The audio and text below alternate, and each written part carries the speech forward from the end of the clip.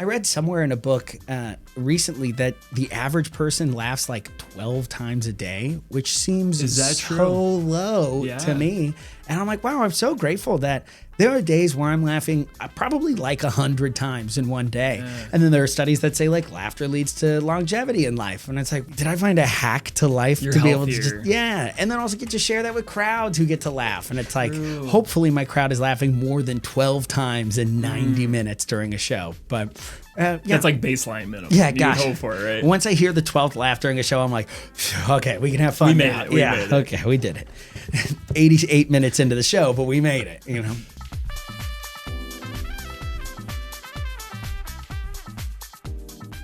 Welcome back to another episode of the Creative Chicago podcast. I'm your host, Jacob Badagliacco, and we've had a variety of wonderful guests so far. Filmmaking, game development, music, but we have someone new this time around. Very excited to introduce a stand-up comic, improv artist, Preston O'Phil this week. Thank you for being here. Thank you for having me. I'm so excited to be here. This is a really cool studio, and you're a really cool guy, and I'm excited to be able to hang out. I got to say, if you're going to have the comedy guy on, kind of rough to have me right behind Harder on the camera, just right above my head the whole rest of this interview. It's going to be fun. It's fun. True. But I can't go a physical second longer without just... Hey, nobody cares. Work harder. Yeah, work harder. That's all it means. I'm not gonna lie. I have thought about switching these out, but they kind of came with the space, and we're kind of rolling with it so far. If it came harder, it came harder. I'm so happy to be here. Thank you so much for having me. So this is like a creative podcast. Yes, Creative Chicago podcast. Would love to get your thoughts on what you bring to the Creative Chicago community, just being you, right? Oh, man. I think me personally, I think something I bring is a great attitude, which is not always found in the comedy community. I always want to say like long gone are the days where at open mics and in improv you call it a jam instead of an open mic, but same concept. At jams there used to be a lot of like hatred for people and just like, ooh, if you succeed, that means I can't succeed.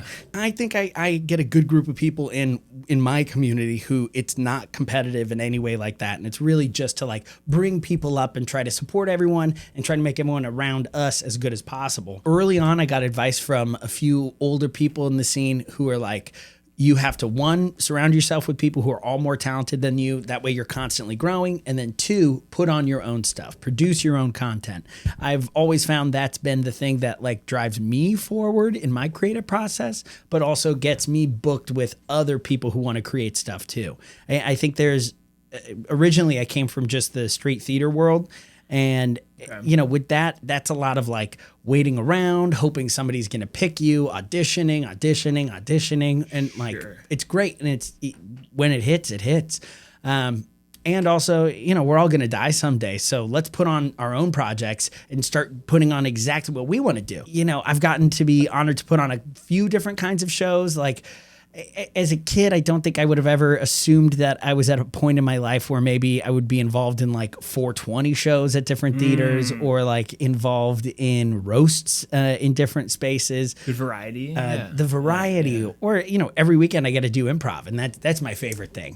More like whose line is it anyways? So what do I feel like I bring to the community and the space is the will to keep on going, which is something you gotta have. Never give up, or give up. Who cares? If it was easy, everyone would do it.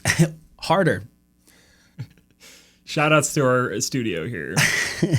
And I think I also get the weird benefit of putting on great fun shows, but really it's just hanging out with my friends too. At the end of the day, I think a big difference between stand-up comedy and improv comedy is stand-up comedy is you're by yourself, you're telling jokes, you're representing who you are on stage. In improv, you've got this team of different points of view. And, it would be doing yourself a disservice almost to have a team of only people who all think the same. So you sort of, in improv, are forced to get different angles on your team to be able to come up with jokes that you'd never be able to come up with on your own. Yeah. It's a team effort. It's a team effort. And it's also like, not to get all hippy dippy, but if that's how you were with life and all your friend groups and just like decided that if you didn't only hang out with people who only thought like you, maybe you would learn more things and like expand your mindset. And yeah, I don't know. It almost embodies like the your favorite things just about life, right? Yeah, right. It's getting to be around people who just make you laugh.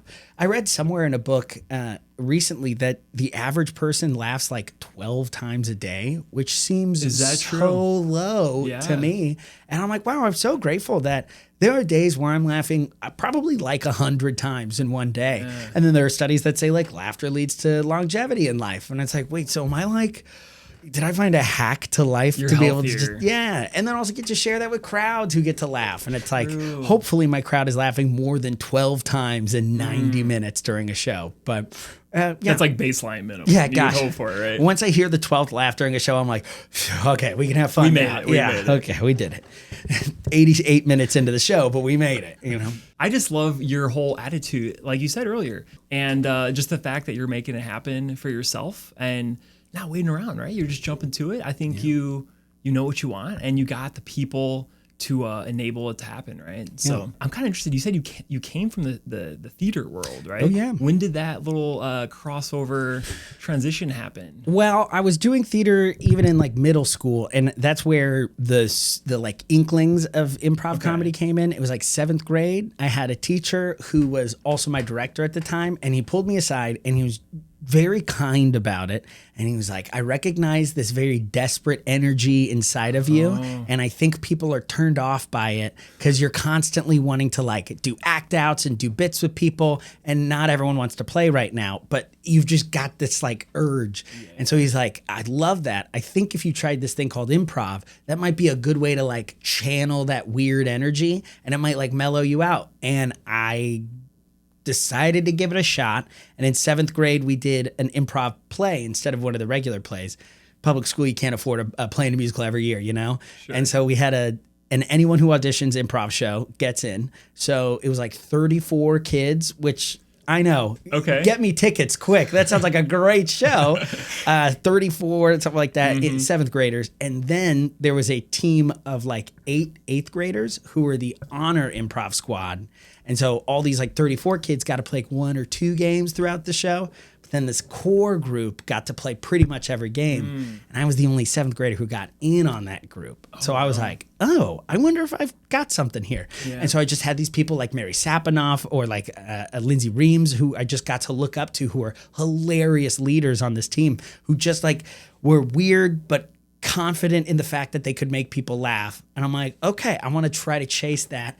And then in high school, I got to work with those people on a high school improv team that then led to like local competitions that then led us to an improv battle that we won, and we won money for. And it was a really cool experience. And that high school passion then grew into a financial opportunity when I got to move to Chicago. I was still doing musical theater. I was doing a lot of community theater at the time too. I just started doing professional musical theater as well. And I had a great time learning all these really loved shows and getting to work with really trained professional actors and singers and learning all these skills. But there was also this part of me during the straight theater that wanted to do my own stuff, but I didn't have the courage to write my own stuff. Yeah. And I also was doing improv at the same time too. And so I'm like, well, why don't I just like focus on this improv thing and then see where that takes me? And so I ended up moving to Chicago, and I started taking classes at IO Theater, which is a spot here in the city. It's really awesome. And I started learning about long form improv, which is different than short form. Short form being what like Whose Line Is It Anyways plays. Long form is more like scenic stuff. That's where you get like a suggestion and you do a full 20-minute set just based off that. And it like builds. It's the right? best. Yeah. And it's really cool. And it's also very hippy dippy and weird. And then that also like started leading me into what ended up being my biggest passion, which is music improv, which is almost like, you know, Chicago's got its ties in jazz as well. And so we've got all these wonderful musicians who also work with the improv scene. And like you can get a band going, like we have a band right now that rocks. And you just do improvised concerts, or you can do a whole improvised musical on stage with a band, and you have songs, dances, scenes.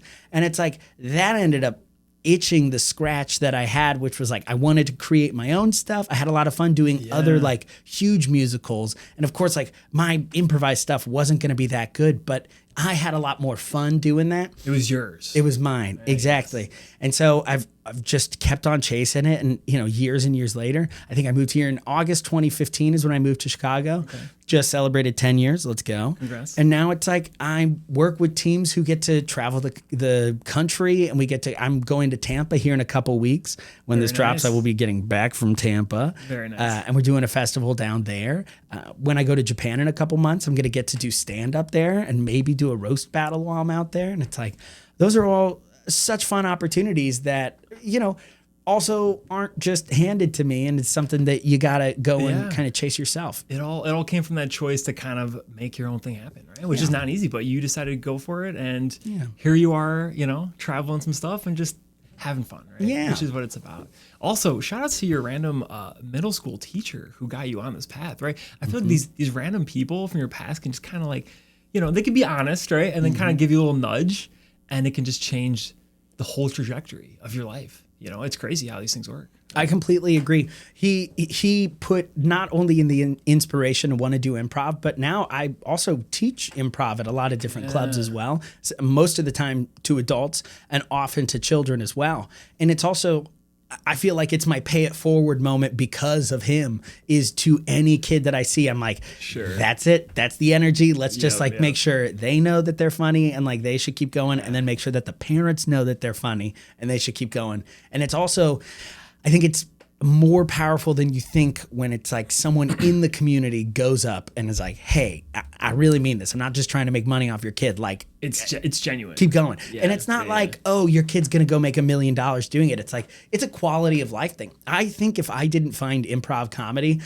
hippy dippy, here it comes. But if I didn't find improv comedy, I think I would be a much crazier person. I don't think I would have been able to focus my ideas more. And I think it would have been harder to make friends. But thankfully, I've got a very tight-knit community of people who are like ready to just do impressions randomly, ready to do act outs, bits, songs on the spot. Like, and that's what you need, right? You need something to channel your Preston self, right? Yeah. Dude, it's just so inspiring to hear this whole kind of way to just express that side of you, right? It's like, because everyone's got their thing, right? This is your thing of just like it's musical theater, just that mix right there. Yeah. And I think what I am so interested about this is just the fact that it's like so in the moment, right? Like versus like filmmaking, it's all prep. We have the script and stuff, and then at that point, you really are. I mean, whatever you'll have, maybe like the suggestion for like an improv thing. That's all it takes, right? And then you just kind of go from there, see where it goes, and it's just so like present. Yeah. Which is great. It's the greatest gift to get technical into it. It's like the worst improvisers are the one who are like, okay, what's going to happen next in the scene? And I'm going to plan like what I think the next 2 minutes is going to go. It's too controlled. The best is this. So we have these 2 words that we like live and die by in improv. It's yes and. That's it. And the idea is yes, I hear what you have to say, and I'm adding to it, never taking away, never negating, and always giving more than I'm taking. That's the idea. Yes and. I like it. And so it's like you can't do yes and if you're like, hey, I've got a bunch of apples. And I'm like, okay, he said apples. So now I'm gonna make sure that he knows that I'm a horse, and those horses we're both horses. We're at a racetrack, and now I'm gonna be planning all that out. And it's like, whoa. Let's just respond to the apples first and build upon it. Yes. But like if I'm planning all that stuff about you being a horse at a racetrack, and I try to cram all of that into one line to feed at you, either 1, I'm word vomiting, or 2, I can't come up with the right way to say it. And then if you don't pick up on it and move the scene somewhere else, my writer brain is going to want to keep correcting this way. But hey, man, there is no correct way in improv. Oh, that's the beauty of it. Anything goes, right? Anything goes. But, as long as you're being respectful to your partner and you're able to come up with like a beautiful world on the spot, anything goes. Yeah, it's the best. I like that. Let's talk a little bit about the difference between the stand-up and the improv side, right? Because it's like how much prep is going to go into something you're going to almost write out. Like, incredible amounts of difference. With improv, it's training over the years and getting the repetition in there. I think reps are important for any kind of actor, but comics, it's like improviser or stand-up, you need to just feel like you belong on that stage almost. And it's like, You're just comfortable, right? yeah, it's like an aura almost. And I think the crowd can really sniff when it's a fake up there, especially if you're super nervous. They can smell your fear. Oh, they can smell your fear. And if you go up and don't have a good, strong joke or opener, it's really hard to win them back, especially in stand-up where you're just by yourself. And so that's why it's important. I do a bit of a mix where for me, I'm the most comfortable with about like half of it written out and then having go-to jokes that I'll be able to say or stories that I've already tested. And then typically within the set, I will put in moments for me to be able to improvise. Little smidges. Because that's where I'm the most comfortable. I feel like a pearl of a kind of performer where it's like when I'm under pressure, it's not like nervous pressure for improv, but it's the like, finally I get to do this thing. Like, let's take the mask off and go. Kind of some adrenaline, you know? Yeah. And so with stand-up, I do have more prepared stuff, more written stuff. And there are people I know too who write everything out. And I know people who just bullet point it. I know people who don't. But for me, it's like written, and then also I give myself places to play because I believe I come up with the best material on stage versus improv, where the prep is taking classes and learning sort of just how not to be a dick on stage with your friends and like how to be able to accept what they're trying to give you and like be playful with that and like also find joy in making your friends look as funny as possible. I think all me and my friends, that's what we have the most fun with is being like, oh, I know if I set my friend Laura Hug up for this, she's gonna dunk this basketball. And you know, it's such a joy to be able to do that.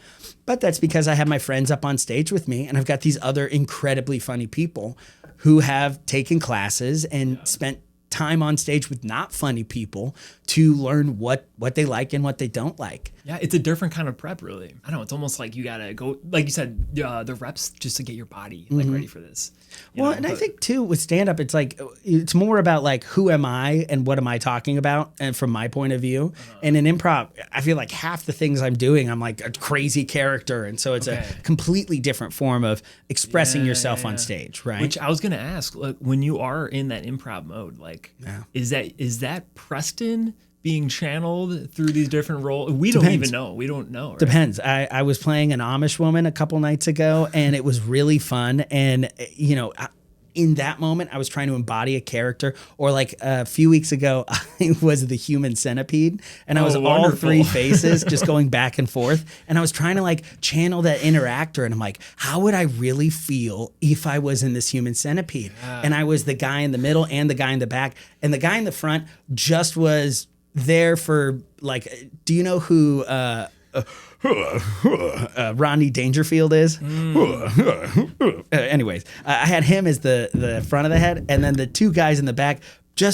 I was crying in the moment, trying to like channel like how I would feel. Oh, the back and, like, is how the worst, it hurt. dude. And like to be able to go back and forth and swap between like real legit tears on stage to then over here where he's just like, oh, I hear that guy's an asshole, and like making these dumb jokes. It's an immediate switch. Like, But it's like that's the theatery, actory character side of it. And then there are also times where it's like we have this one game called Spelling Bee where it is we get a word, we have to do a scene, two people. If the word was cat, each line would have to start with the next letter. So cat, I would be like, Chris, quick, the house is on fire. C, the next person would go, all right, I've got the water. A, and then the first person again would go, that'll do. And then, C-A-T. That's it. It's spelling. But I often like to say I'm the stupidest person on my team. And so when it comes to games like that, it's like, you can go blank, right? Like, I go blank, but also confidently blank, right? I go out there and it's like, I'm trying to be the character, but also like real Preston is up there being like, I don't know how to spell parallelogram. And like the audience is, you know, they smell that failure on you quick. And so whenever it's my turn, it's like someone's like grass and they're like, great. And then it's my turn and they're like, opioid. And I'm like, I don't know how to spell. Tomorrow I don't know how to spell, you know, this sucks. But you just gotta take it, right? You know, gotta take it. But I feel like in the hosting of improv, you get to be yourself. And then there are a couple like one-liner games too where you get to be yourself. But it is a lot more me and my friends mentality in improv, and less of what stand-up is, which is like, this is me representing who I am. And like, maybe I could talk about my friends and family on stage, but end of the day, this is my point of view and like where I'm coming from. Even if you're telling silly jokes, that's still a point of view. 100%. I mean, it's just you being a writer at that point. There's got to be something that you've noticed over the years that like audiences like resonate with kind of more often, right? Or have there kind of been like little patterns that where they're like, people seem to really, get a kick out of this or connect with this. Yeah. Right? Like, I mean, people love talking about themselves. If there is one pattern that in audiences, the gift of improv is you get to bring people up and put them in the games too. Sure. And listen, when I was a kid, I remember going, to Disney World. And they had an improv team there, and the improv team brought me up for a game.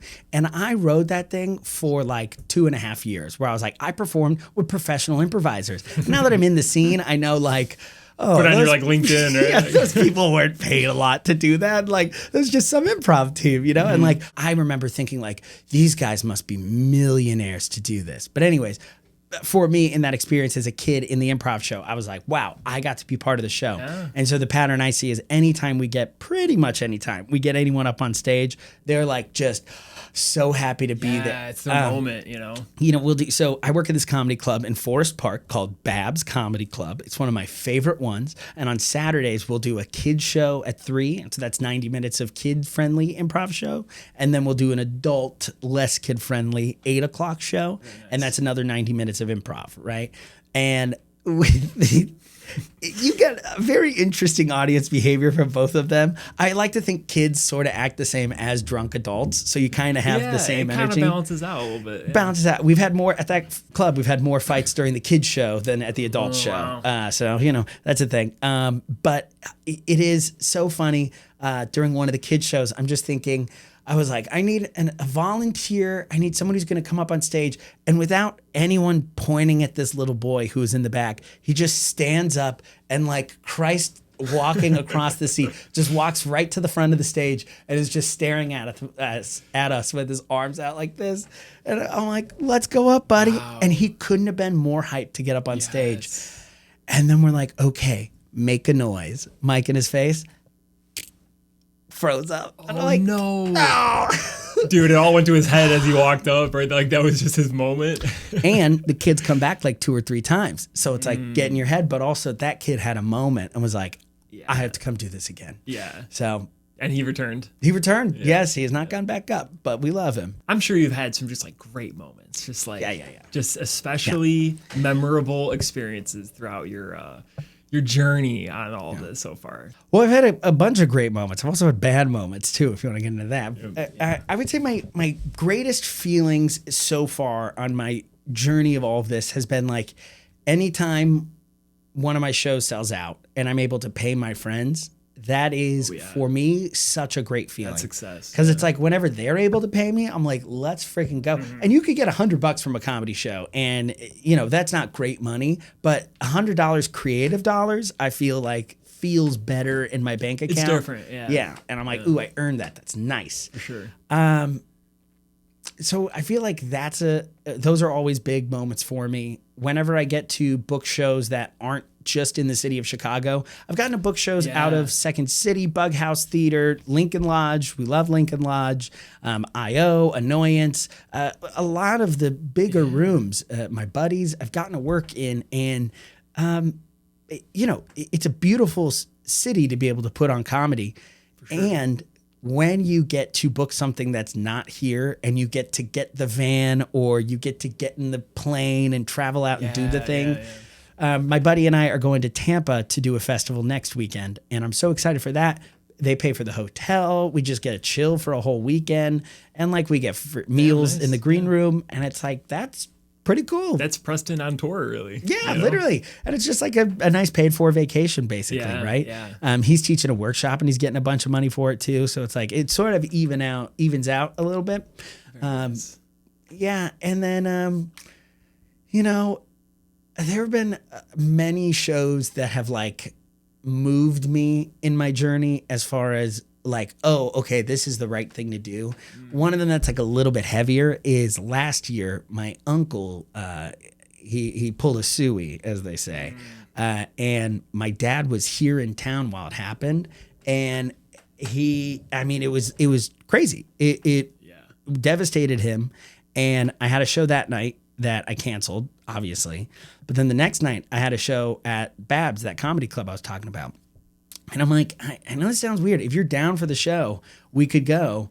And I think this might be like healing. And he went, and dude, like, hugest smile on his face. We got him up on stage and he was doing bits with us. And like, I watched him go from, he's still devastated, obviously, but the joy that this comedy was able to bring, like, really put it in perspective for me, where oftentimes all we're doing is stressing in life. It may be the most minute or the most absolute huge deal, like losing your brother. And these are the little gifts that me and my friends get to give back to the world.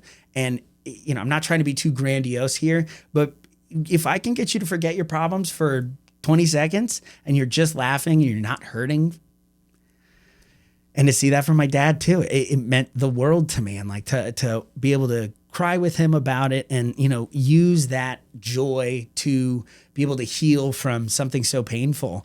That for me was something, as an adult especially, I'm like, well, okay, this really has an effect. Because I've always had people come up to me after shows. I've heard a lot of people talk about how sad their life is and how they needed this comedy and like how this night was so necessary. And it's such a great feeling. And I've got friends who have had those conversations too. And, you know, if you're sad, come to a comedy show. It's not that bad. Yeah. It might be just what you need. I was gonna, you know. Maybe all the comedians are also sad. Spoiler alert. So it's like, it's a nice little healing room almost. And I feel like that was like so recent and yet just so validating for me. You know? Yeah, I was gonna exactly what you said. It's like those moments where you just know maybe you're on the right track here are so important. And exactly, I think your dad probably needed that. That was probably that. What a great moment. That's awesome. Which, man, I'm like, how do I, how do we follow this up here? How do I get away from dead uncle? I'm like, to transition how's the aunt? No. Like, oh, anyone you want to shout out? You know. Well, actually, we are approaching our time. No. To start to wrap this up though. What is next for Preston's career and what you got coming up? I know you talked about your Tampa show. You said you had one in Japan coming up. I'm really excited for that. Yeah, I'm going to do some stand-up out there. That sounds incredible. I'm really excited for the Tampa shows. That's the Improv coming up. I've got an Improv show at the Lincoln Lodge for any of our Chicago listeners, which I'm hoping are a lot of you. That's every other Sunday. We've got just 2 more of those left, actually. So if you guys want to get your tickets for August 23rd, we've got tickets still. Eventbrite over at the Lincoln Lodge. It's called The Great Babs Improv Takeover. Very nice. The club is closed, Babs, at the moment because she's redoing the bar. And so she's going to open up with this brand new bar, be able to do ice and cocktails and all this cool fancy stuff.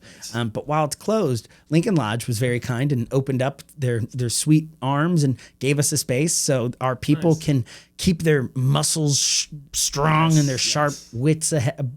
You know, on them. Their brains powerful. Yeah. Stuff. And so those are the ones I'm really, really excited for Lincoln Lodge. This has been a great run, and I want it to finish strong. So I definitely want people to come out to that.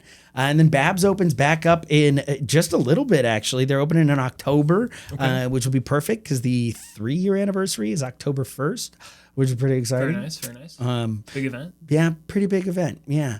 And then you can always check out more shows for Here for a Bit, which is my short form improv team that I tour around as well. That's on Instagram at Preston Officially is where I'm going to post all that stuff. And we have individual accounts too. Beautiful. Yeah. Last question for you. I ask this every guest. What would you say to the creative community of Chicago, especially for people who are up and coming and maybe looking to find that kind of like do-it-yourself moment that you mentioned earlier yourself, like building something themselves? Absolutely. There are so many people who are doing this right now and also trying to do this, and there are 0 of them who have the exact same past and story that you have.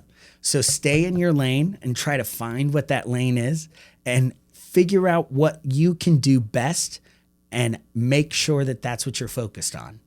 Keep strengthening everything else around you, but focus on the thing that you just can't stop doing, right? Whatever's calling out to you, whatever your heart is being pulled towards, do that. Because if you're ignoring that and you're also trying to be the best fight combat person, you're also trying to be the best helicopter pilot, and you're also trying to be the all these other things, you're going to waste your time, and you've only got a precious amount of time. Because as a reminder, we're all going to die someday. So you got to get going. So find what you're good at and start doing that damn thing. Yes. Dude. And yes, and. Oh my God. I should have learned something, right? Yes. And Preston, beautiful stuff, dude. You really popped off. And I'm so glad to have you here on the pod. Thanks for coming on. You have been a great addition, and so excited to share this out with the world, dude. Thanks, Jacob.